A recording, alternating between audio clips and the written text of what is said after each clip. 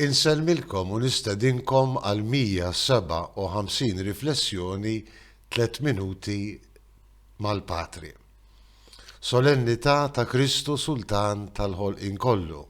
L-Evanġelista San Mattew jatina dik il-parabola grandjuża li bija Ġesu jiddeskrivi il-ġudizzju universali.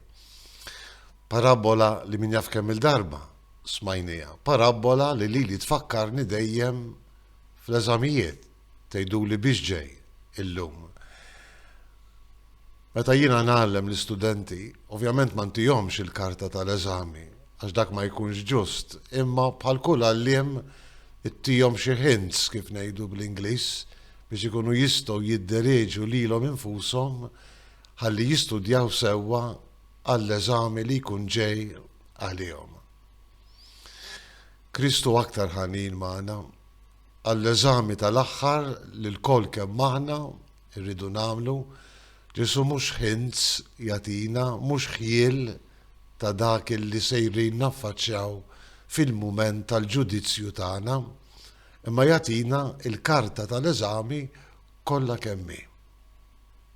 Kont bil-ġuħ u tmajtuni, kont bil-għaġġ u sqejtuni, kont maritu fil-ħabs u ġejtu żuruni, kont eri u libbistuni, hemm il-karta tal-eżami u aħna bħan-nies tal-parabola mulej fejn rajnik bil-ġuħ, bil-għaġġ, eri, marit jew fil-ħabs.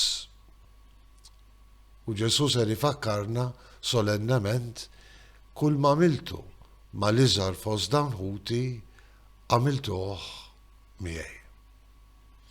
Hemm il-karta tal-eżami kollha kemm hi sħiħa għal ġudizzju kemm individwali tagħna u kemm għal ġudizzju universali. Il-mulej se jsaqsina kemm ilqajnieh f'minnu inqas ix-xurtijat minnha. Jew inkellek irridu nissemplifikaw din il-karta tal-eżami, il-mulej qed jiġġudikana fuq l-imħabba. Kif nistgħu ma nħejjux ruħna għal dan l-eżami. Ġalla darba għandna il-karta kollha kemm hi.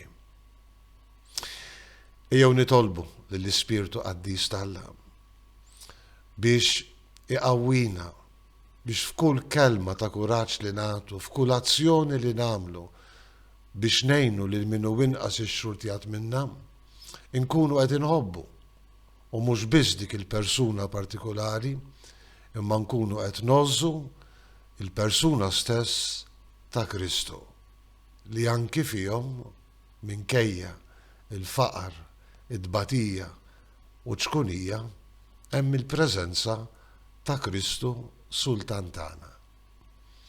Insellmilkom u l-mulej jagħtikom is-sliem tiegħu.